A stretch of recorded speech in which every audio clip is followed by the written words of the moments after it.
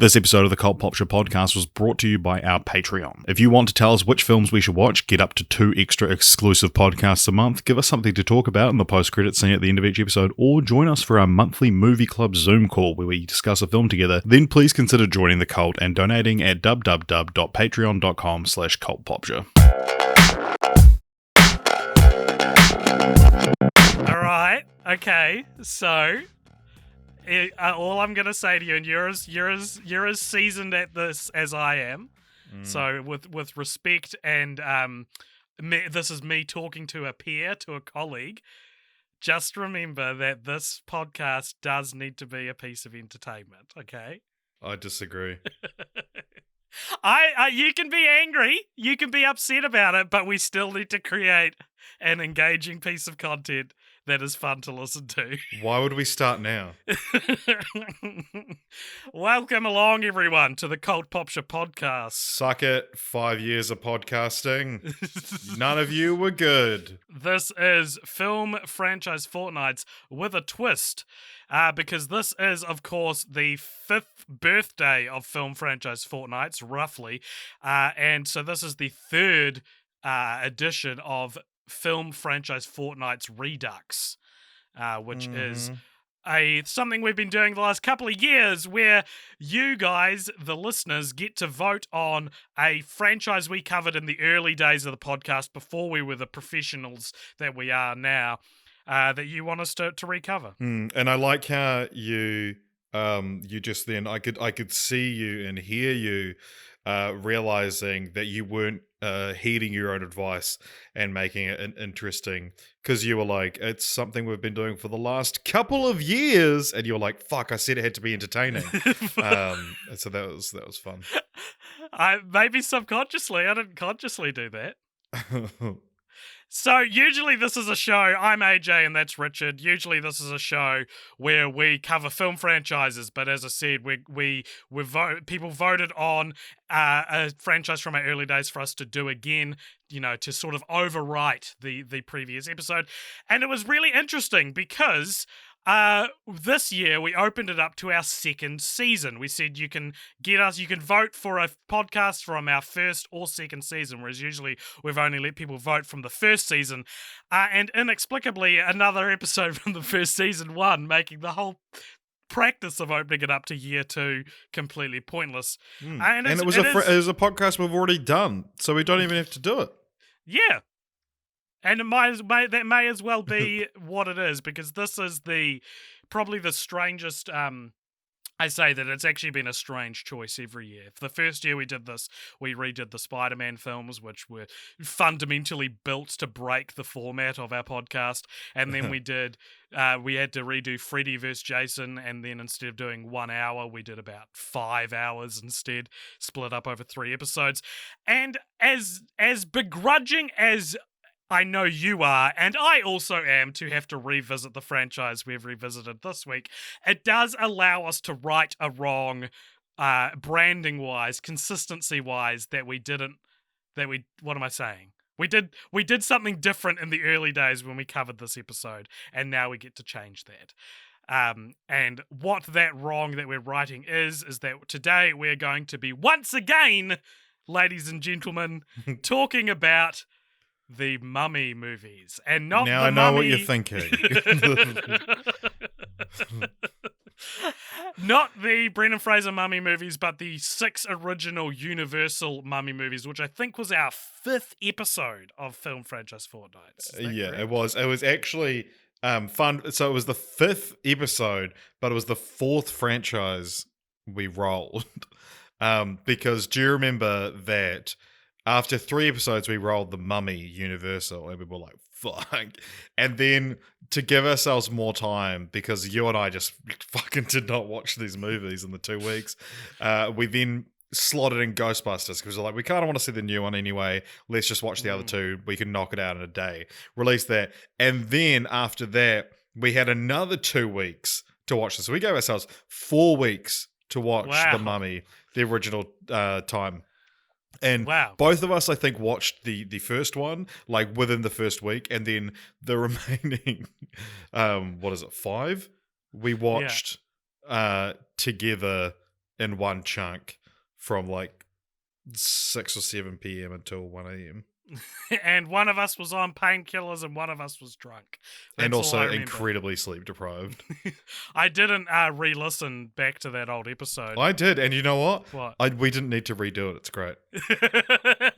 Interesting. So the reason people wanted us to redo it, though, is that we said we would right the wrong, which is nowadays if we get a franchise that sort of has multiple franchises within a larger franchise, iterations, we will do a thing where we do one of the iterations per week. So an example of this was when we redid Freddy vs. Jason. We did Friday the 13th for 2 weeks, and then we did the next week we did Nightmare on Elm Street, and the next week we did Freddy vs. Jason. We've also done this recently for Planet of the Apes, slightly less recently for, I was going to say Barbie, but we actually didn't do that for Barbie. Yeah, suck it. So what you are listening to is going to be the first in a series of 4 episodes of film franchise Fortnights meets The Mummy. This week is the only official Redux where we'll be reduxing the original series. Next week we're going to be talking about the 4 films in the Hammer series, which is from the 1970s, I think. These ones are from the 30s to the 50s, the ones that we're talking about today. And then after that, we're going to do the one everyone I'm sure thought they were voting for, the Brendan Fraser trilogy, plus the Tom Cruise failed experiment. We're going to lump that in with those 3 movies. And then the 4th week, we're going to be covering the Scorpion King franchise, which is a spin-off to The Mummy Returns. So, this begins, Richard, our ancient Egyptian journey into the Mummy movies. There are 19 films all up, and we're beginning this week with the 6 entries in what's usually referred to as the Universal series or the Classic series or the original series. These films include The Mummy, The Mummy's Hand, The Mummy's Tomb, The Mummy's Ghost, The Mummy's Curse, and Abbott and Costello Meet the Mummy. And while the continuity between all 6 ranges from direct to indirect, with the 1st and 6th film being very, very separate from the middle 4, which are kind of a clear canon, the reason these films are categorized together is actually because these films exist as part of the original Universal Monsters lineup, which also included Dracula, The Invisible Man, Frankenstein, Phantom of the Opera, The Wolfman, and Creature from the Black Lagoon. And get ready for a really exciting introductory paragraph, Richard, because Wikipedia, importantly, describes this collection as a home video line and not a franchise, right? Which is good enough for me.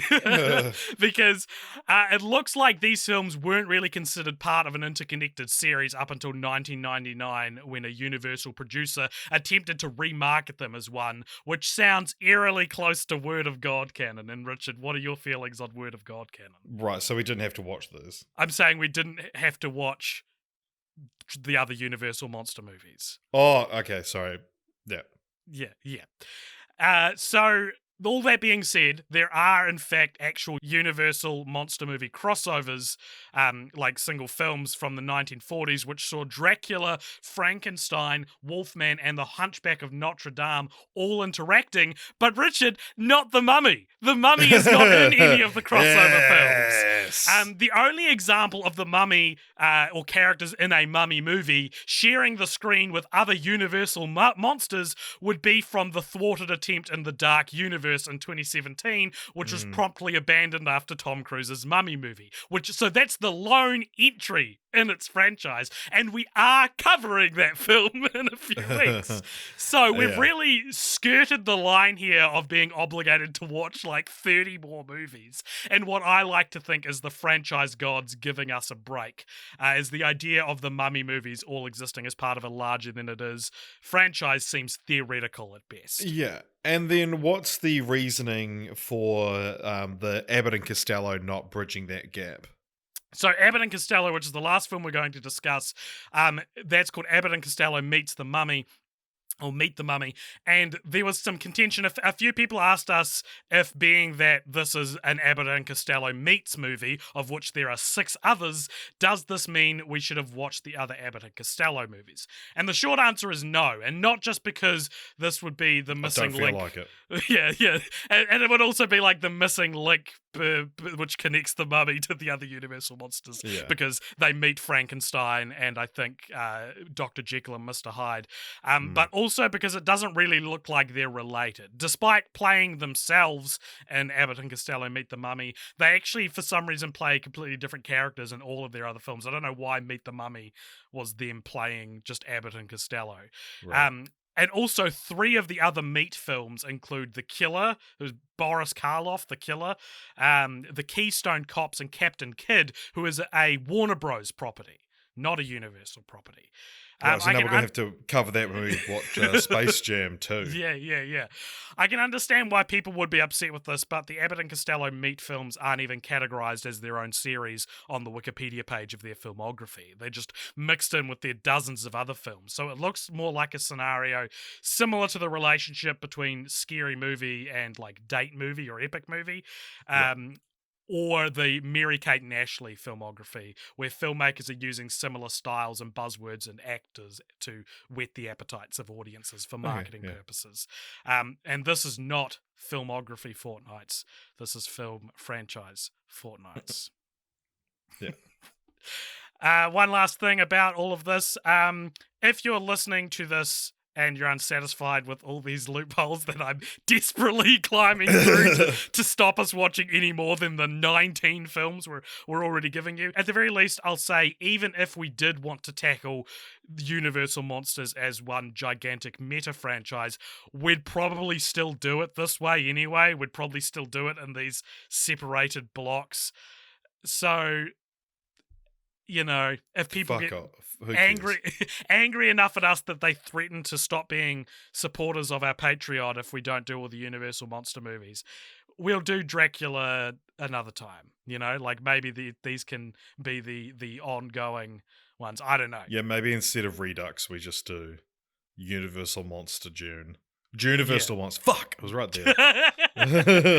Do you know what the second Dracula movie's called? Dracula. It's called Daughter of Dracula. Isn't that interesting? Anyway. It's called Dracula's Daughter. Is it? And then there's Son of Dracula. Yeah, that's right, yeah. All right, so the first film we're talking about, though, is called The Mummy. It came out in 1932. It was directed by Carl Friend.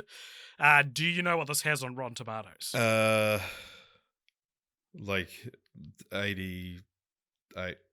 Yep, that's exactly what it is. What is going on? Are you reading this? No. I have my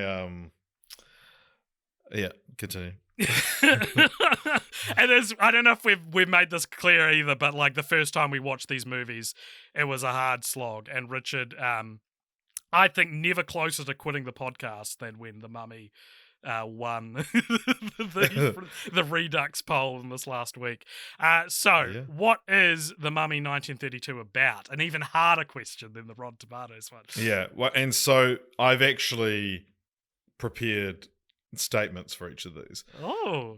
Which I've never done before. The estate of Richard Martin would like to recognise that.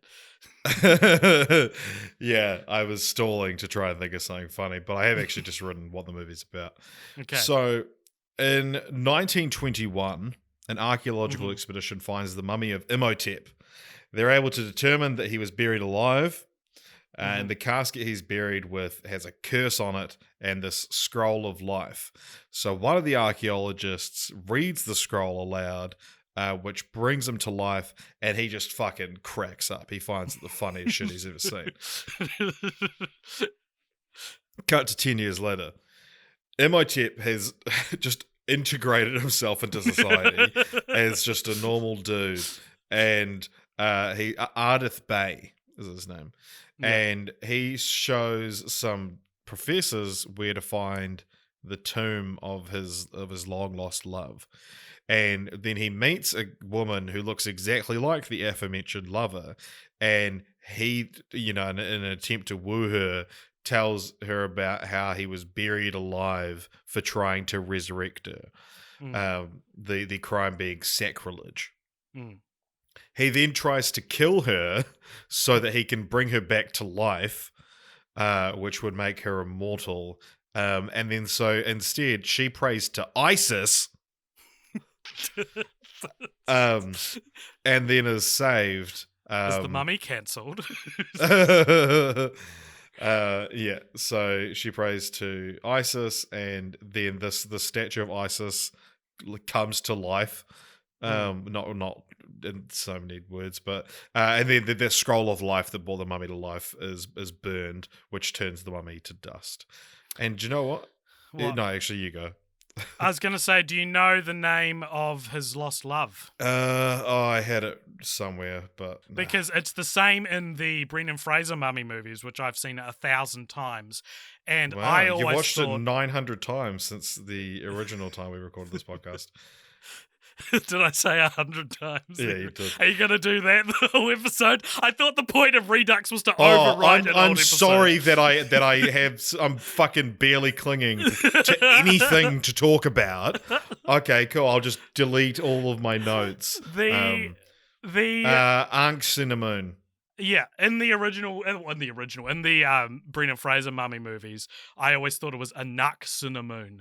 A Nuxinamoon is what it sounds like, but looking at it written down, it's Unxinamoon, which is probably what they're saying in the Brendan Fraser ones as well. I just remembered it wrong. So what did you think of this film, rewatching it all these years later, Richard? Hated it. It's terrible. Yeah, I fucking hated all of these movies the first time we watched them, and they didn't. My experience did not improve at all. I didn't have my buddy there to talk to you as I had the first time. You had Bud Abbott.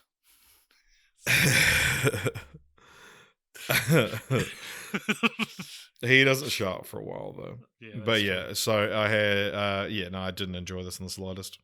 Interesting. And you know what? Like, yeah, okay, it's prestigious, 88% on Rotten Tomatoes, but it's it's just boring, man. But it is funny though, like writing these, looking at the Wikipedia plot synopsis and kind of reminding myself of what happens in each one, and then writing them out. I'm like, these are pretty cool plots, but I did not enjoy the movies. I enjoyed writing the plot. Right. Because it is a pretty weird, it's a weird way to tackle a horror movie where you make because I'm sure even in the 1930s, the iconic imagery of a mummy is a guy wrapped in bandages. Boris Karloff is seen wrapped in bandages officially once in the film, and it's when he opens his eyes in the sarcophagus. Every other time you see him in bandages, it's a dummy, or I think maybe you see him walk out with dummy thick. Yeah, dummy. Yeah, and the clap of his ass cheeks keeps alerting the ancient Egyptians. And for the most of the movie, he's just sort of a slightly ghostly looking old man. And it was just like, this isn't very scary. Like, I don't even think this is scary by 1930s standards. Like, there's very few moments that are, that I thought that they were actually scary in the movie. And this was actually the general consensus at the time, I discovered as well. A reviewer for the New York Times wrote, quote, "For purposes of terror, there are two scenes in The Mummy that are weird enough in all conscience. In the first, the mummy comes alive and a young archaeologist, going quite mad, laughs in a way that raises the hair on the scalp. In the second, Imhotep is embalmed alive, and that moment when the tape is drawn across the man's mouth and nose, leaving only his wild eyes staring out of the coffin, is one of decided horror. But most of The Mummy is costume melodrama for little children." Find me a little child who will sit through this movie. I couldn't even find you a big boy who'll sit through it. Yeah. So yeah, I think it doesn't hold up well, even as my tastes have matured over the last 5 years. I remember being very surprised when we revisited Freddy vs. Jason at how much I enjoyed Friday the 13th when we watched it again. Like, when we first watched it, I was like, this is bad. Watching it for Redux, I was like, I get it. Yum, yum, yum. I understand it, you know? But I didn't have this experience, which I was prepared to have. Does that make sense? Like, I was ready and willing to enjoy this movie now that I'm older and wiser. Not me. Not this guy. Not this guy. So what I will say though, and this is where I think we'll fall into disagreement, is I did not find rewatching these films to be as insufferable as I thought it would be. They are mostly inoffensive, for better or worse, and the middle four films are barely over an hour long. I think I found this much harder initially because I was in my early 20s, they were boring, and it was the fifth franchise we'd ever covered, whereas now I'm a man approaching his 30s who has watched nearly 40 Godzilla movies and nearly 40 Barbie movies. Like, these are a walk in the park. Like, Yeah. I am experienced now, and so I did not find this to be as arduous of a task as I did the initial time. Yeah, but at the same time, it's like I'm. I wasn't enriched in any way by watching them. Barbie and Godzilla. This was all new information to me. Mm, The Mummy.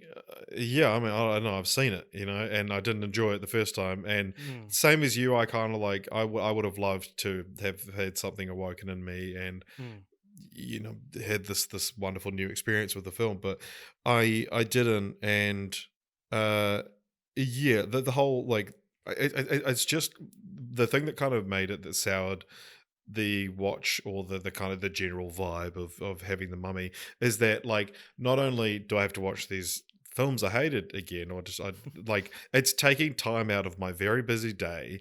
And also it's this like, it's much like being buried alive. It's this like sentence that I've got 4 weeks ahead of me of just watching, by all accounts, terrible movies, and then amongst this, a Brendan Fraser movie you've seen 100 to 1,000 times, and I've seen once and thought and didn't really like that much. We'll get to that. Every time you bring that up, I'm like, easy girl, calm down. We'll talk about it. So yeah, would you rather watch these films or be buried alive and have your tongue cut out? In that order, or just is my tongue cut out and then I'm buried alive? Your tongue's cut out first, yeah. Oh, then that, yeah, easy. This is a fun stat. This will be the most fun thing mentioned on the podcast. You ready? This is our second franchise in a row to reference an historical event, which to us feels like ancient history, but at the time the film came out was relatively recent news. Escape from the Planet of the Apes in 1971 referenced the 1969 moon landing, and The Mummy This is the in biggest event since the moon landing, which was 2 years ago. Yep. And The Mummy in 1932 compares the discovery of Ankh-Senamun's tomb to that of the discovery of Tutankhamun's tomb, which had only been found 10 years earlier in 1922. Yeah. Isn't that crazy that, like, to them, that's like referencing, like, the Christchurch earthquakes? Something that's still a fairly big part of our lives, relatively speaking. But to us, it's like, 100 years ago when they found Tutankhamun's tomb, It's crazy, and it's almost interesting exactly as well. 100 years ago. But yeah, exactly. Because Mike from the Discord asked us earlier this week if The Mummy is based off any previous works in a similar vein to the other Universal monster movies like Dracula or Frankenstein, because those are based on classic novels. And the answer to that question is it's kind of off Tutankhamun's tomb being discovered. That's kind of what the movies are based off. And interestingly, this is sort of the Lost World Jurassic Park situation, where based on the success of Dracula in 1931 and Frankenstein in 1931, Universal producers began searching for an Egyptian mummy-themed novel in order to fold into their brand, but ultimately could not find anything. There is a Arthur Conan Doyle novel called The Ring of Thoth, which apparently bears some resemblance to the final film, but ultimately, The Mummy was an original story developed from a 9-page treatment titled Cagliostro, about a 3,000-year-old magician who survives by injecting nitrates. That's the Castle of Cagliostro is Hayao Miyazaki's first film. And it's funny reading about this Cagliostro film. It's like, this is not The Mummy. You could make this film as well, and no one would be like, this is just The Mummy again. I did think it was interesting, though, whenever you look at, like, movies from, let's say, before the 80s, it always interests me, this happened with James Bond as well, to see how fast the turnaround was. This movie came out in 1932. Dracula and Frankenstein came out in 1931. So it's not even that's the thing, and it was like Boris Karloff was his star-making turn as Frankenstein's monster, and then it's like, yeah, based on the success of that, he was cast in The Mummy, and it's like, yeah, it came out a year later. Mm. Yeah. Everything's sped up. Old Hollywood is a lot. It's the Mm. same. It's the same cycles, but they don't take as long. Yeah, Yeah. yeah. I've got some dumb IMDb trivia for you, Richard. This is our favorite segment of the show, where if you go on the IMDb trivia boards, you'll notice that everything's written real shit because it's user submitted. And I'm going to read you 3 pieces of trivia, and just to explain why I think why they fit into dumb IMDb trivia, it's because they're all clearly written by the same person because they have the same like trait, which Mm. which I'll have to say aloud because it's punctuation. But and also the pieces of trivia are relatively dumb. So here's the first one. The mummy is never shown walking on screen in his burial wrappings, despite the rigorous makeup and wardrobe processes which Boris Karloff endured. Karloff is only shown walking as Ardith Bay and without the iconic wrappings. This would be further proof that the production did not require Karloff to submit to such extreme bonding bandages, as a dummy of him is used in all takes except the close-up where the mummy opens his eyes. Actually says her eyes, interestingly enough, but that's not the dumb part. However, the actors' requests were often indulged by more than understanding Universal producers who took a deep liking to the affable and often compliant actor. It just becomes an anecdote at the end about Boris Karloff. Right, second piece. In spite of the cold, intense atmosphere between Karl Freund and Zita Jonen, who played the lead actress, or who was the lead actress, the actress enjoyed working with Boris Karloff. She commented upon a deep sadness he seemed to be experiencing during filming. The trooper had a propensity for making others feel sorry for him, and this was no different. Learning a lot about Boris Karloff from this person. And the last piece, Boris Karloff remarked years later that the makeup he wore for the mummy was even more uncomfortable than that of the Frankenstein creature. The trooper was, however, known to secretly relish such discomfort. Fuck off with your dashes! Yeah. And that's all Yeah. I wrote about the mummy. Very cool. Yeah, I'm not sure how much else I have to say. The kind of the main points I want to bring up are to do with the sequels, but it is interesting, like seeing prestige horror evolve. I guess Yeah, absolutely. Yeah, they're like the kind of movies where it's like, yeah, it's a horror movie, but there's something more to it. Yeah, unfortunately, that prestige horror would not develop and instead stagnate for the next 5 films, really. Well, and that's the thing, though, that it's like it's interesting seeing like the classic version of like a Freddy vs. Jason kind of thing. That it's like you create this iconic horror icon, and then you just do the same film over and over again. Yeah. Yep. So the next 4 films we're going to talk about, Richard has the very fun challenge of describing what they're about without it sounding like he's repeating himself. And this is starting with The Mummy's Hand in 1940. This was directed by a man named Christy Caban, who, when looking up to see if it was a woman who directed this film, and it wasn't, discovered he died in 1950. So this was directed 10 years before he died. I thought that was kind of interesting. Wow. What do you think this has on Rotten Tomatoes? It'll still be fresh, but like not by much. Between 60 and 70. 67. And what is this movie about? Turn it into a segment. So The Mummy's Hand is about so this is what I've written. In this one we're introduced to the Tanner leaves, which we'll be seeing a lot more of those. Which Karis, who is our new mummy for the rest of the series. Our new mum. Or Caris, our stepmom. Yeah. So he stole these Tanner leaves to resurrect his love. Real original. He gets sentenced to be buried alive. Where have I seen that before? And they show the footage, and it's eerily exactly the same as the footage of Imhotep being buried alive. So due to some curse or something, there's a curse or whatever, and he's also buried with the Tanner leaves in He could be brought back to life. Anyway, in 1940, 10 years after the original film, an archaeologist gets a potential clue which leads him to Princess Ananka's tomb, which is the love from the last paragraph. Mm-hmm. And he goes on this big fucking quest. On their way to find the tomb of, on the way they find the tomb of Cadiz and resurrect him, and then the creature / the mummy goes on a fucking killing spree. Mm. There's also this other guy who wants to inject himself with the tanner tea, because you make a tea out of the leaves, and make himself immortal, but he's shot before it can happen. And then they stop the creature from having more of the tea, and they burn him. And then the members of the expedition leave with the mummy of Ananka and all their money. Yep. And just because I'll be mentioning them a couple of times. So the mummy's name is Cadiz. The archaeologist's name is Steve Banning. The wacky sidekick's name is Babe Jensen. There's also a magician named Salvani and his daughter Marta.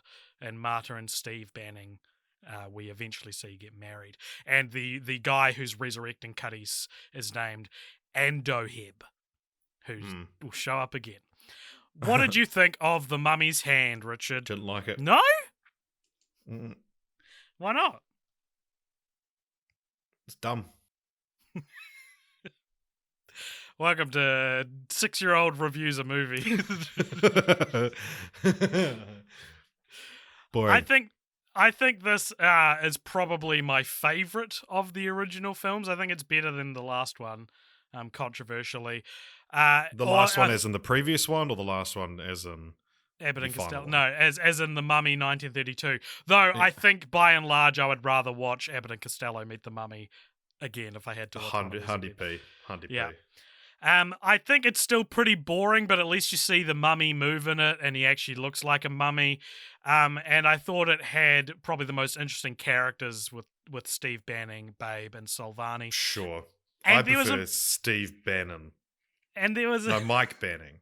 That's his name. Steve Bannon's the real guy. Mike Banning is who I was thinking of, who's the main character in Olympus Has Fallen. I would have loved to see him in this film. Yeah, that's he not wouldn't a have bad fucking idea, dealt with the mummy. The mummy has fallen. So there was even a moment in this film which made me laugh, which is when Steve says something to Babe and says something like, "Isn't that right, Babe?" And both Babe and Marta, who's falling in love with him, go, "What?" And I was like, that's a pretty funny joke. That's like a wholesome version of the like, my girlfriend calls me daddy joke, you know? You know that joke? Sure. Bringing up daddies on a podcast about mummies? What am I doing? You're insane. This film was made after the financial success of other Universal monster sequels like Son of Frankenstein and The Invisible Man Returns, though in what arguably separates it even more from those films, The Mummy's Hand and its 3 sequels exist as a sub-franchise of the sub-franchise that is the Universal Mummies, which focus on Cadiz as the titular mummy, and the only real connection is that footage is reused and recontextualized from the original Mummy. This movie is also only 67 minutes long, and most of it is over before the mummy actually gets up and starts doing stuff. I think it's a little over halfway before the mummy comes to life in this film. Yeah, and it also reuses the entire score from Son of Frankenstein. It's true, yep. And I've got a piece of dumb IMDb trivia for you, Richard. We're already here. Yes, good. We're going to race through the Cadiz movies as if they were one film. Dick Ferran's character... Oh, that's right. I wrote this down because I didn't understand the syntax. Dick Ferran's character, hero of an adventurous archaeologist fascinated with ancient artifacts, served as partial inspiration for the later creation of Indiana Jones. What are you talking about? I doubt it. The Mummy's Tomb, Richard, in 1942, AJ, 2 years later. Music to my ears. Directed by Harold Young. What do you think this has on Rotten Tomatoes? Who cares? 29%. Who cares? Let's try get this episode finished by the hour. Let's try. Oh my god. Yes. Do it. Go. All right. What is this movie about? All right. The Mummy's Tomb, we're up to. So it's 30 years later now. Mm-hmm. The hero from the last movie tells the story of the last movie.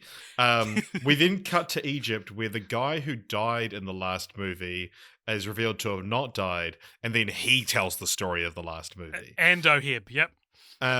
So they explain the Tanity and all that bullshit, and then they say, go kill this Xander Ted. So he says, go kill the remaining members of the original expedition. Yep. Yep. Exposition. It is a bloody exposition, Joe. God, can we kill the original people from the exposition? They revive the mummy again, who now wants to avenge the desecration of his love's tomb. He kills the hero from the last one and then kind of just goes around killing people. They work out that it was a mummy because of the mold. Yeah. The mummy steals a girl and then they burn down the house that the mummy's in, and then the main guy gets drafted to World War II, which in this alternate reality is still happening in 1970. Yeah.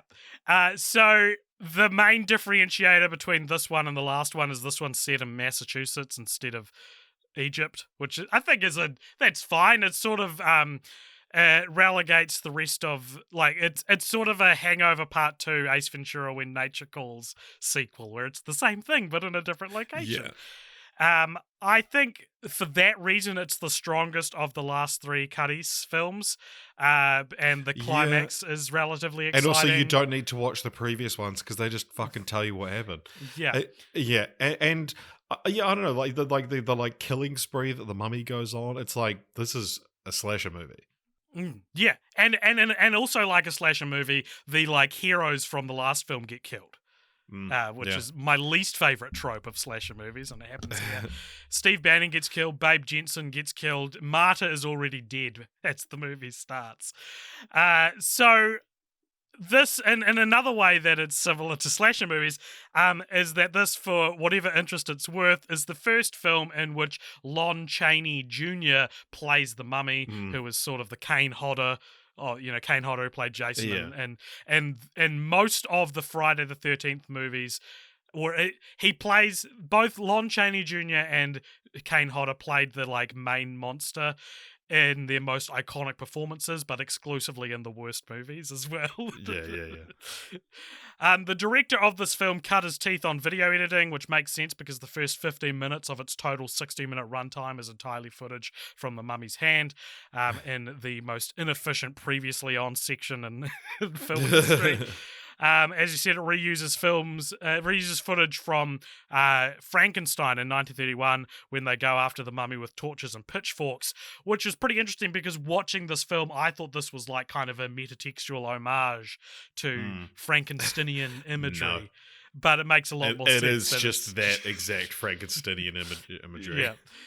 I remember way back when we did these films the first time, we remarked on how they were all just the same movie, just repeated and diluted.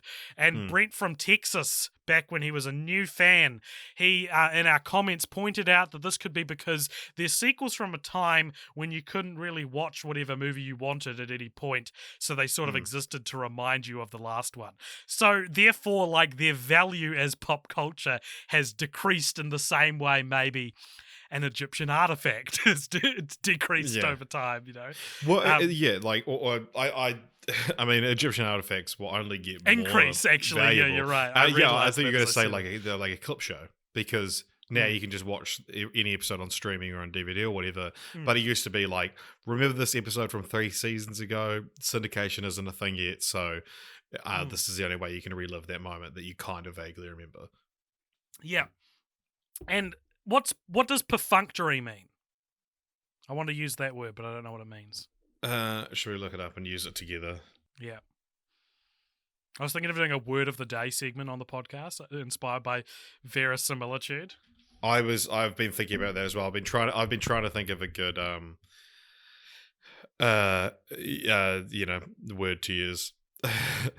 I couldn't think of the word.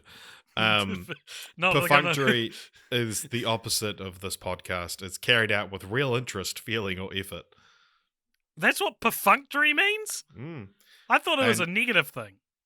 No, Let's see what the antonym is. I was gonna say that the sequels are perfunctory efforts.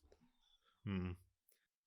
I was just looking for a clever word to use instead of like obsolete. But that is the word, isn't it? These sequels are obsolete because it's the same thing Yeah, they're over and perfunctory. over again. Yeah, the perfunctory. Redundant? I don't know. The Mummy's Ghost in 1944. This was directed by Reginald Leborg. It has 33% on Rotten Tomatoes, the Yeah. same age as Jesus when he died, the original Mummy. What is the Mummy's Ghost about? All right, so for this one, I've just written AJ. You're gonna have to take over. All right. This is also where I clocked out because I write like backup synopses if Richard's one misses out any important details. And this is where I clocked out as well. I've written Cadiz is once again, despite burning to ashes in the previous film, revived by an even older Andoheb. This is done through brewing tanner leaves, which causes Cadiz in mummy form to spawn in bushes throughout Massachusetts, where he pursues and eventually succeeds in kidnapping a young woman who is supposed to be the reincarnation of a nunca. The film ends with the heroes failing to save the woman as Carice carries her into a swamp. That's it. It's very funny that they revive him from like being burnt to ashes, but they can only revive him as the mummy version. Like, what a rough deal for Carice. Is like, we can bring you back to life, but only in your previous undead form. Like, if anything, it would Yeah. add a splash of interest to this movie to have him come back as like the Egyptian prince or whatever he used to be, you know? Yeah, but no. Mm. It doesn't have that splash of interest. I would ask what you think of this film. I feel like the answer's probably short, though. Perfunctory. It's perfunctory, is it? I thought the ending is kind of cool. I like that it's a tragedy, and I didn't remember that's what happened from when we last saw it. Hmm. Yeah, I thought it was cool that she gets dragged into the swamp and she turns into a skeleton before it happens. Yeah, that was fun. Yeah, I do. This also stars the John Carradine, who's the patriarch of the Carradine family. Oh, really? Yeah. Well, there you go. The Carradine family being Bill from Kill Bill, the main nerd / Lizzie McGuire's dad from Revenge of the Nerds / Lizzie McGuire. Yeah, David Keith, Robert. Anyway, then yeah, one thing that's fascinating about this movie, or these movies in general, is like I know we talked about the kind of quick turnaround time, but like. Think of like how easy it is to make a movie these days. Like, you know, just you pick up your phone and you can and with enough time you can make a movie for zero budget. It was so hard to make a movie back then. And they just And made the same one over and over again. well, no, but the What a thing waste is, of resource. So this is like what almost an 80-year-old film, and like how many people would have worked on this film? Let's say conservatively say 50 people devoted a long time to working on this film, and 80 years later, that like their legacy survived 80 years for me to be bored out of my fucking mind on my phone half the time, and then doing a podcast about how much I didn't like it. That's incredible. Like it actually is. That's art. It's fascinating that it's like that these things can outlive you so much, and for what? Like a legacy isn't always good, and it's not even notable. Well, one thing that does pop up in a lot of contemporary reviews for these films, though, and this was especially true of this film, is it sounds like audiences in the 1940s fucking hated these movies as well. I saw described in multiple reviews, contemporary reviews of the Mummy movies as the worst universal monster. He's called boring, he's called slow, he's called not scary. So maybe us shitting on these old classics isn't as much of a hot take as I kind of felt like it would be. And I think it's because I wonder then if like Dracula or Frankenstein from 1931, I wonder if I would enjoy them, you know, because is it actually The Mummy is just a particularly boring movie, or is it all movies from the 1930s are boring? The Mummy 1931 is still the earliest film we've watched for the podcast. Wow, So yeah. I don't actually have a big frame of reference for movies from the 30s. Yeah. The other thing is like, is this the franchise that has the most films with the same name in it? Yeah, it is. Because I think so. we're going to be watching 4 movies called The Mummy. Yeah. Yeah. The only thing that comes close is the Fright Night series is 4 of essentially the exact same movie and 1 that's technically a sequel. So that's kind of similar, but Well, and not also the same Halloween, thing. you have 3 movies called Halloween. Yeah. Yeah. No, yeah, this is I had that noted down for 3 weeks away. There's a piece of dumb IMDb trivia for this film. In the scene where Carice trashes the Scripps Museum, Lon Chaney Jr. drove his fist through real glass, dash, dash. It was supposed to be breakaway glass, but the prop man forgot to replace it before the shooting started, dash, dash. And a shard of it flew up and cut him through his mummy mask in his chin. In this scene, Carice can be seen bleeding and it's real blood. Richard, he kept acting. Very nice. Lon Chaney, the original Leonardo DiCaprio. The Mummy's Curse also came out in 1944. Why is this one the curse and the last one the ghost?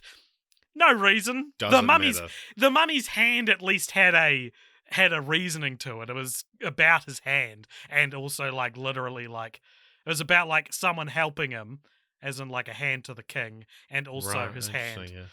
yeah.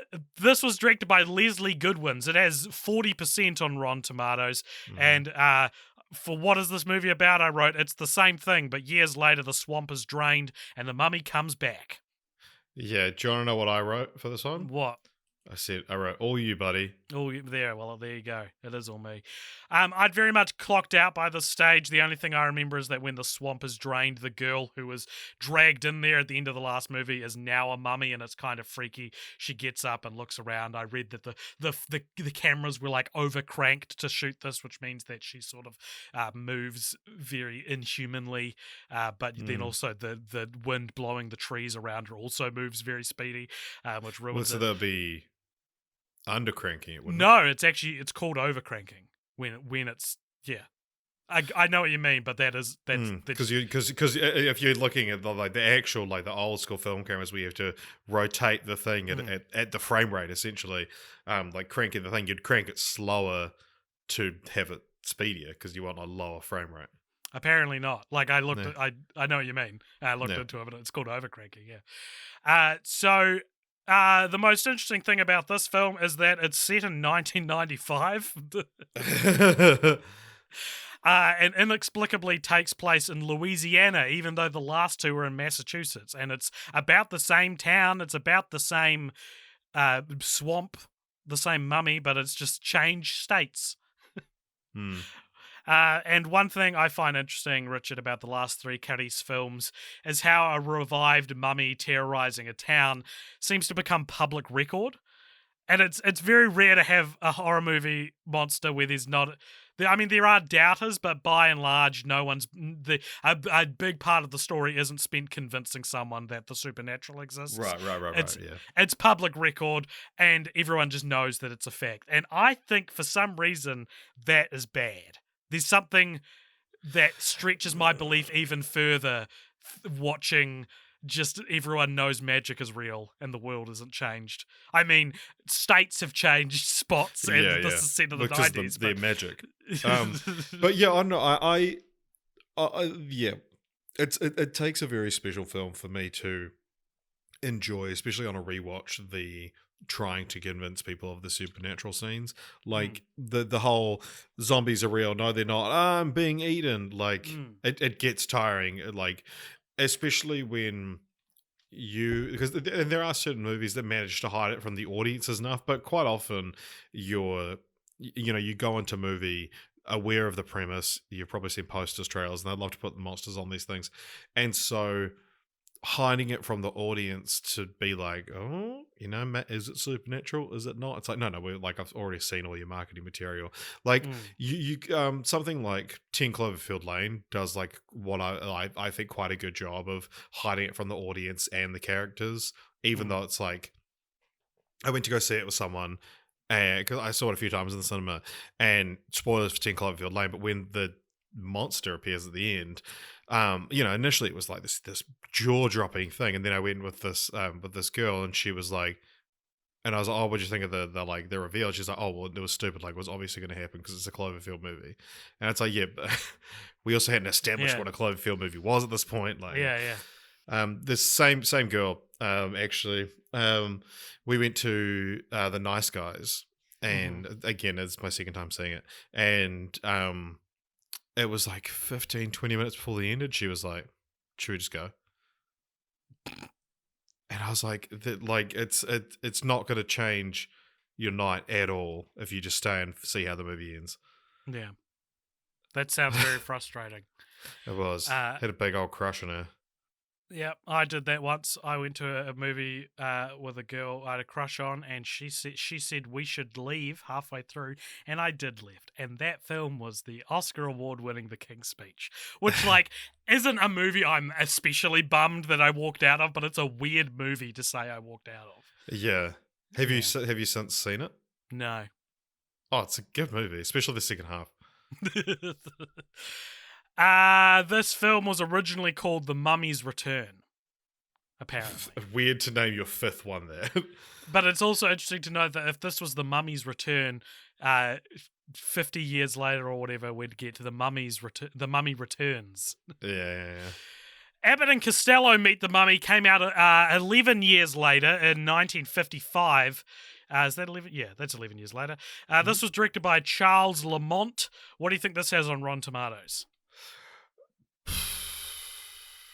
60.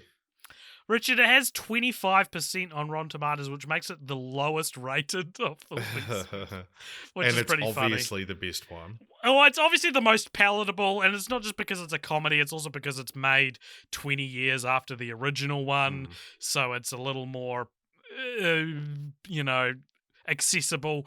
And what is it about? This film is about I wrote it down, sorry. I was like, fuck, but then no, here's what I prepared earlier. Abbott and Costello playing themselves are stranded in Cairo, and they overhear a convo about Clarice. Hmm. Claire. Hmm. Claire. What, not an R. Yeah. Clarice, Cla- a hilarious Abbott and Costello pun. That Castellian. classic parody and wordplay they're known Abbotesque and for. Castellian. It's so funny that's the best they could do with like a parody of the name Carice. It's just Clarice. It's not. Yeah. It's not a joke. So they apply for the job to bring the mummy back to America because they hear about this fancy medallion. The mummy's stolen, but the medallion is left behind, so they steal it and try to sell it until Costello hilariously accidentally eats the medallion. Clarice comes back to life, and then they find out that the bad guy did it. And he wants to kill everyone. Abbott disguises himself as a mummy, and then they kill Clarice, and then they find the treasure, and then they turn the temple into a nightclub to honor the memory of everything that has happened. It's a fun movie. I had zero memory of this rewatching it. It's pretty. Watching it again, there was a couple of things that I was like, "Oh yeah, that's right." I remember eating the thing. Yeah, I remember the opening of the movie. The opening line of the movie is a narrator saying, "They say that a man's best friend is his mummy," and I remember thinking that was very funny the first time. This is a pretty wholesome kind of comedy that I think needs to make a comeback. It exists somewhere between dad jokes and slapstick. Yeah, it's like yeah. light Three Stooges. Yeah, exactly. And I found it pretty enjoyable. What did you think? Same thing. Yeah, I had an all right time with it. Like it's still, it's a welcome breath of fresh air to introduce comedy into the franchise, and yeah, Abbott and Costello, they're fascinating. Like I spoke to this to you and others about this the other night, but Abbott and Costello, obviously most known for their who's on first routine. Abbott and Costello, if you don't know them, they're kind of like the old school, like John on Ben, your kind of classic comedic Jono pairing. and Ben is the for all most of our audience. Those are the maybe like the Abbott and Costello of New Zealand. No, they're not. They're like the No, Ant they're and not. Dick of New Zealand, or the Ryan Right. Seacrest split into two people of New Zealand. Does America have like a go-to duo that host everything? I don't know. They're like Hamish and Andy. They've it's self-admittedly like a budget bin Hamish and Andy. Yeah. Anyway, yeah. So Abbott and Costello. Yeah, the Who's on First routine. It's one of those things that I've obviously been aware of. If you don't know what I'm talking about, just look it up. We'll perform it right now. All right. All right. Is So there a script of it? Should we just do all of Who's on First? The real question is, which one of us is Costello and which one is Abbott? I think I am Abbott. Yeah, I'd agree with that. All right, ladies and gentlemen, if you play Abbott, I'll play Costello. I've got a very long script in front of me. Is this on baseballalmanac.com? Correct. We've just spent the last hour. Decimating these classic horror movies, and now we're going to decimate this classic comedy. All right. So I'm Costello. All right. Look. Oh no, you're first. Sorry. Well, AJ, I'm going to New York with you. You know, Bucky Harris, the Yankees manager, gave me a job as coach for as long as you're on the team. Look, Richard, if you're the coach, you must know all the players. I certainly do. Well, you know, I've never met the guys, so you'll have to tell me their names, and then I'll know who's playing on the team. Oh, I'll tell you the names, but you know, it seems to me, or they give these ball players nowadays very peculiar names. You mean funny names? Strange names, pet names, like Dizzy Dean. His brother Daffy. Daffy Dean. And their French cousin. French? Gouffet. That's pretty funny. Goofy Dean. Well, let's see. We have on the bags who's on first, what's on second. I don't know who's on third. That's what I want to find out. I say who's on first, what's on second. I don't know who's on third. Are you the manager? Yes. You going to be the coach too? Yes. And you don't know the fellas' names? Well, I should. Well, then who's on first? Yes. I mean the fella's name. Who? The guy on first. Who? The first baseman. Who? The guy playing. Who is on first? I'm asking you who's on first. That's the man's name. That's whose name? Yes. Well, go ahead and tell me. That's it. That's who? Yes. Look, you got a first baseman? Certainly. Who's playing first? That's right. When you pay off the first baseman every month, who gets the money? Every dollar of it. All I'm trying to do is find out the fella's name on first base. Who? The guy that gets... That's it. Who gets the money? He does, every dollar. Sometimes his wife comes down to collect it. Whose wife? Yes. I said that wrong. I ruined the acting. It should be whose wife, not whose wife. I've recognised who as a noun. What's wrong with that? Look, all I want to know is when you sign up the first baseman, how does he sign his name? Who? The guy. Who? How does he sign? That's how he signs it. Who? Yes. All I'm trying to find out is the guy's name on the first base. No, you said that wrong. All I'm trying to find out is what's the guy's name on the first base. No, what is on second base? I'm not asking you who's on second. Who's on first? One base at a time. Well, don't change the players around. I'm not changing nobody. Take it easy, buddy. I'm only asking you, who's the guy on first base? That's right. Okay. All right. What's the guy's name on first base? No, what is on second? I'm not asking you who's on second. Who's on first? I don't know. He's on third. We're not talking about him. Now, how did I get on third base? What? You mentioned his name. If I mentioned the third baseman's name, who did I say is playing third? No, who is playing first? What's on first? What's on second? I don't know. He's on third. There I go, back on third again. Would you just stay on third base and don't go on? All right, what do you want to know? Now, who's playing third base? Why do you insist on putting who on third base? What am I putting on third? No, what is on second? You don't want who on second? Who is on first? I don't know. Third base. Everyone laughs.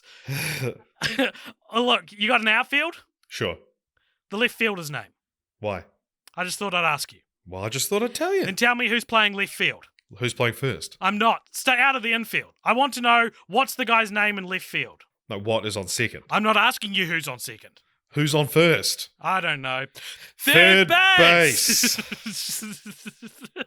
The left fielder's name? Why? Because. Oh, he's center field. Look, you got a pitcher on this team? Sure. The pitcher's name? Tomorrow. You don't want to tell me today? I'm telling you now. Then go ahead. Tomorrow. What time? What time what? What time tomorrow are you going to tell me who's pitching? Now listen, who is not pitching?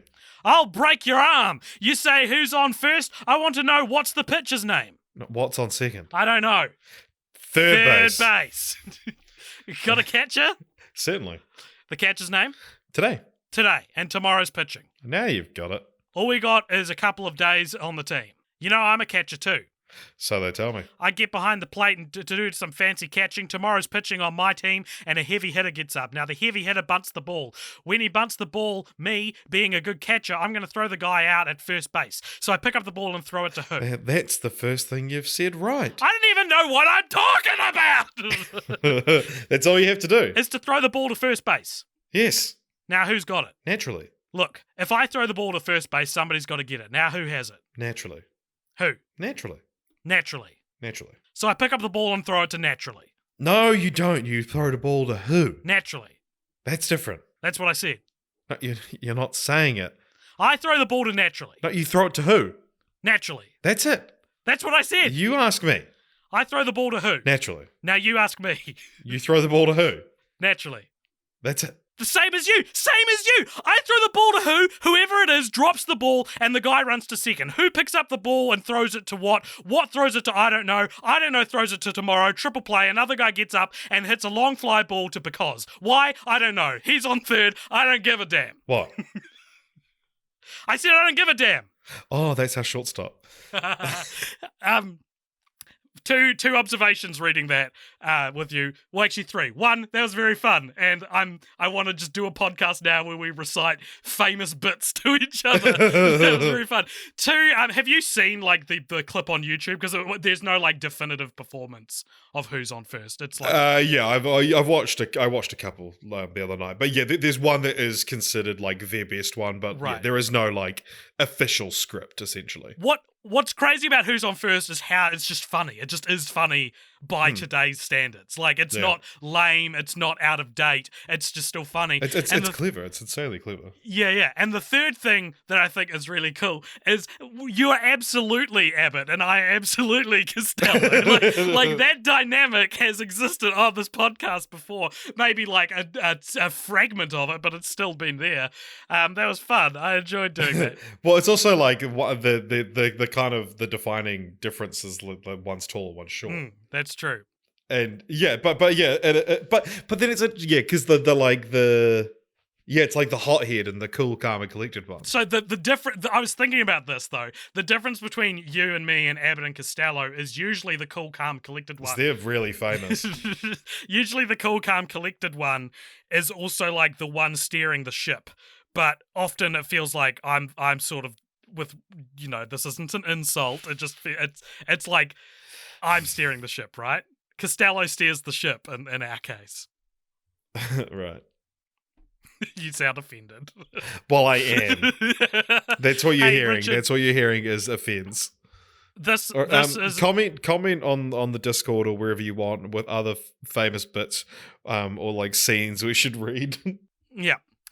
The last useless statistic of the episode. This marks our second, or I guess first, because we did it already, franchise in which an actor named Bud plays a character named Bud. After Air Bud. It's just a dog in the episode. And they're both dead now. All right, continue the franchise. This is a segment of the show where we pitch continuations to the franchise. This is a little difficult because we've got to keep our continuations of the franchise within this specific iteration of The Mummy. In terms of other sequels that actually exist, as I said, we're going to be covering the Hammer films next week, of which there are 4, and look like they're like remakes of the Carice Mummy movies. Yeah. So my continue the franchise for the Universal Mummy movies, Richard. I remember last time we did this, the continue the franchise were like the mummy's tummy and stuff like that. Yeah, But that was your one. Do you remember my one? no, what was it? The Mine mummy's was, dick? yeah, it was very good. I'm Um, pitching the mummy's nuts.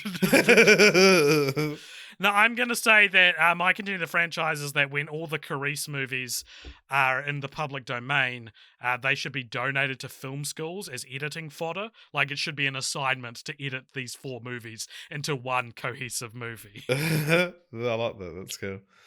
Oh, very good. Yeah. So that is your continue the franchise is waiting. Yes. My continue the franchise is John on Ben meet the Mummy. Yes. So last time, yeah, I pitched the mummy's dick, but you pointed out that in the supermarket earlier that day, I had pitched you a much better to continue the franchise, but I decided not to go with it. And so I'm going to use it now. Okay. Is that a film in which the body of Boris Karloff is old William Pratt himself. Boris Karloff is resurrected and he becomes the mummy. So it's like, oh my god, it's famous actor Boris Karloff. But then he's also a mummy. But then I thought, just to change it so I'm not exactly stealing content, yeah, do it with Abbott and Costello. Like, because I was thinking about, because it's Laurel and Hardy are the ones who got the biopic recently with who was it, Steve Coogan and John C. John C. Reilly. Reilly. And yeah, like who would you cast in an Abbott and Costello biopic, and let's have them like, instead of doing a biopic, have it they're resurrected, and that's how you have your like third try at the Dark Universe, is with a resurrected Abbott and Costello. Yeah. All right, I would cast. But I'd love to get some help with casting. As Costello, I'm casting Patton Oswalt. Oh yeah, of course, yeah, nice. And as Abbott, I'm casting Michael Fassbender again, but legit. Like, get like an obvious comedy actor, and then get one who you're like, what can this guy do with comedy, and then put them in a movie together. Great. Yeah, I mean that's so many biopics are that anyway. So, and you know, it's not necessarily a comedy movie just because it's about comedy actors. Yeah. Did you know that Patton Oswalt is now the same age that Costello was when he died? Wow, how old was he when he died? 52. Whoa, that's very young. That's really sad. When did Abbott die? How many years later was it? 15 years later, at the age of 76. That's pretty. Groucho Marx declared Abbott the greatest straight man ever. Get fucking Jason Bateman to play him. Yeah. Interesting. Right. Actually, so sorry, just on the page of Lou Costello, it mentions like talking about how they're the highest paid entertainers in the world during World War II. During a national tour in 1942, they sold $85 million in war bonds in 35 days. By 1955, their popularity waned due to overexposure, and their film and television contracts lapsed. The partnership ended soon after. 1955? Did I ask fucking they did that year? The Meet the Mummy. Yeah. Yeah, so this was like, because this was actually the last Abbott and Costello movie. Yeah, sorry, I didn't know that. But I didn't know we focused so much on Abbott and Costello specifically that I was like, that fact will come up if it needs to.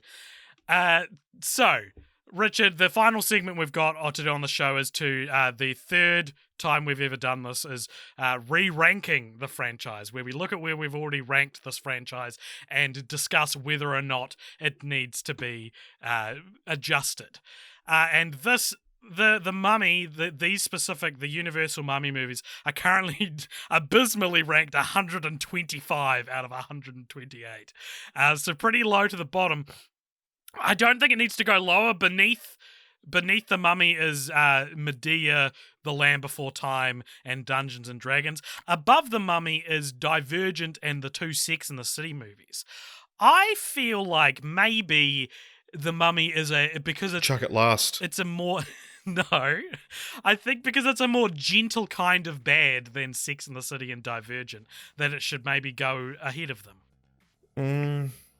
I would, if I'm putting it ahead, I would swap Divergent and Sex and the City then. Okay. Do you want to do that? Yep. So we're moving. Wait, what did you want to do? So have it be 123 is The Mummy, 124 is Divergent, and 125 is Sex and the City. Right. You're essentially swapping Sex and the City and The Mummy. Right. That's funny. I was the Sex and the City's legacy on our podcast being that it was like swapped for another franchise in a different franchise. it's a victim of being a bystander. Cool. All right. Well, hey everybody. Thank you very much for listening to our Redux. Hope you enjoyed it. I hope it was worth it. And we will be back next week talking about the Hammer Mummy movies, which I think maybe will be all right. What do you think? I'm looking forward to it. Because the Hammer Mummy movies are like what do you call it? Peter Cushing, Christopher Lee. Yeah. So I don't know, could be some good stuff in there. So I'm looking forward to them.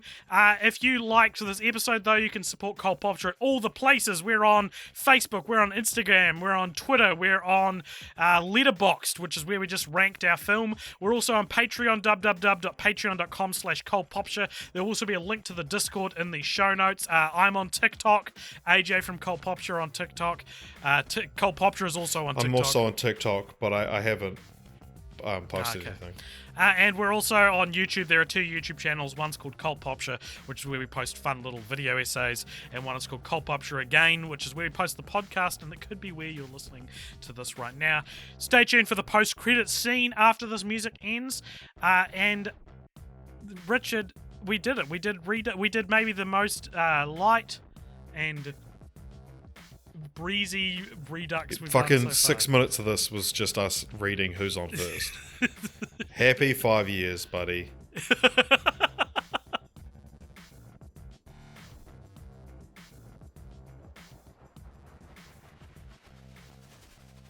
Okay, thank you very much for listening, everybody. You are now in the post-credits scene. This is a segment at the end of each episode after the music stops playing, where if you donate $5 or more over at patreon.com/cultpopture, you get to give us something to talk about in this, the post-credits scene. Richard, what is today's post-credits scene? All right, today's post-credit scene comes to us from Vincent, all the way from Germany. Second Vincent on the Patreon. Who says, here's my question for the post-credit scene. Looking at your franchise ranking, I wonder what exactly your rules are for what makes a good franchise. I often hear you say that a good movie and a bad movie balance each other out and therefore make a neutral franchise. But in my opinion, this results in a bad franchise because it isn't consistent. Therefore, a franchise consisting of equally bad movies would make a better franchise than, for example, the Nymphomaniac movies. This is just something that frustrates me, and I would like to hear your opinion on that. Otherwise, if you don't want to go into that right now, since you plan on doing a re-ranking anyway, I'd like to know Richard's strong but so far kept secret feelings on 69ing. Thanks, and keep up with the great work. I love when we do an episode that's not particularly dirty, and then there's a reference to something filthy right at the end. We haven't recorded the episode yet, so... That's true. I'm just assuming there won't be anything filthy. Maybe we need to make the Mummy episode real filthy. Too. I'm going to. I'm going to write it in my notes. Well, cool. Unfortunately, Vincent, you're only allowed one question per post-credits scene, so we shan't be answering the 69 one. Richard's feelings will remain secret for now, but feel free to submit it again, and maybe we can put it in again. So he still accidentally writes 2 questions. Hey guys, how's it going? I want to know Richard's feelings about 69. Well, I'm going fine. That's your one question. Thank you. Vincent, I very much get a kick out of people analysing our show more than I do, because it's very rare that something I've created is cared about by someone more than just myself, right? So this is cool. I really like your question. I think the the issue here is that we're all talking about stuff that's not an actual science. We're all talking about subjectivity, and we can rank things the way we rank them or not. It doesn't matter. It's silly, and so I totally get what you're meaning, that in one view, a franchise should be consistent, and that's what should make a good franchise. But in another view, a franchise should be at the equal value of the movies combined, and that's how we rank them. And I think that's it's not always crucial. how I think the Nymphomaniac example, which is like it's the Nymphomaniac constant on our ranking. I'm sure we didn't need to reference it when we ranked The Mummy. I'm sure it was nowhere near it. But the Nymphomaniac constant being our true neutral franchise, that was kind of, if you listen to the ranking episode, that's you hear us have that realization that it's like, well, one's like one of the best films we watched, one's one of the worst, and so it was nice to force Nymphomaniac to fit this role, to be like, well, okay, let's treat this as true zero and move on from there. And that's of course influenced all of our rankings we've done since then. And so on a different day, if we hadn't thought, oh, it'd be funny to put this as true zero, we might not have done it, But also the whole thing about consistency is like something like Fast and the Furious is a good franchise, or like Rocky's another example, is that like they're kind of good franchises because they're inconsistent.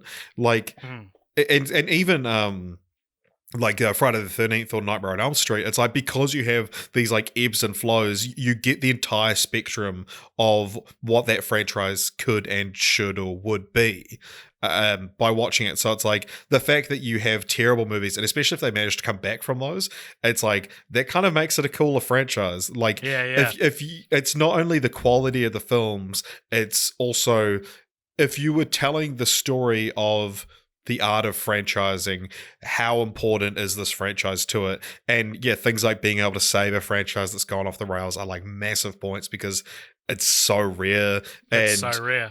Yeah, and the fluctuation is almost more interesting than consistency. But at the same time, if you manage to make 8-10 out of 10 films, that's the best franchise of all time because you're like hitting that high over and over again. And on the subject of the art of the franchise, to me at least, and I respect Vincent if this is not your opinion, to me it's much more interesting to know what's the best franchise than what's the most consistent franchise. I'm much more interested in that stat than because I mean, fucking Land Before Time's a consistent franchise, and that's one of our lowest rated ones. Yeah, well, and that's the thing about like a franchise consisting of equally bad movies should make a better franchise than, for example, the Nymphomaniac movies. And I think there are probably films above the Nymphomaniac constant, franchises above the Nymphomaniac constant that have gone by on that. Like these are all fine, and they're all about the same quality. And but again, it's like it varies from franchise to franchise. Like something like Olympus Has Fallen, you're looking for 3 films of about the same quality. Whereas like these big legacy franchises, you're looking for that fluctuation and you want to know what ones are better and what ones are worse. Again, like you said, it's not exact Olympus science. Has Fallen as a consistent franchise. I was trying to think of like a good example. That's a great call. Yeah. Well, awesome. Thank you. But at the end of the day, it's our ranking. Yeah, that's true as well. Yeah. And if you don't like it, you can stop donating $5 or more to www.patreon.com/cultpopshire. See you all there.